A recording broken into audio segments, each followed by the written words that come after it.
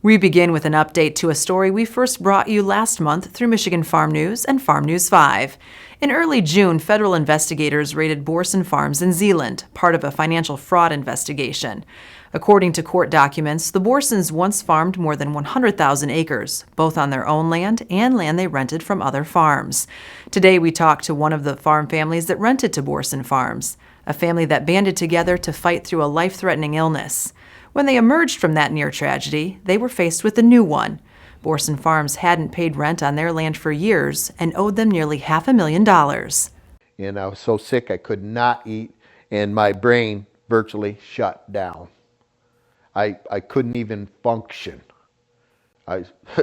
It's when you lose your mind, there's nothing worse than to lose your mind.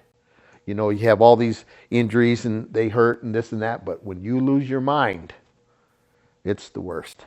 He's the leader. He took care of me and the family.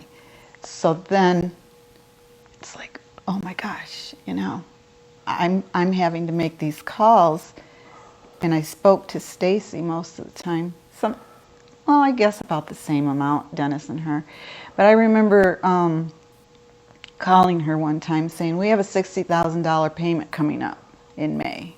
Do you think you can at least give that much? And she said, oh yeah, my accountant's right here. Yes, we can do that. But it never would show up. And it's like I'm trying to keep things afloat. So if, you know, when he got well, he'd be proud that I could, you know, keep things going. But I remember one time getting an email from Stacy, and she had the wrong amount, and she said, oh, I must still be on vacation brain. It's like, how do you take that? You know, it's like, you're on vacation, you owe us money, and my husband's dying. You know, it was hard. So yeah, it was hard. And then our kids, you know, you can't hide things from kids, even though they're adults, and they see it, and it's tough. Everybody kept so quiet. They didn't want to bring that up and stress me out anymore.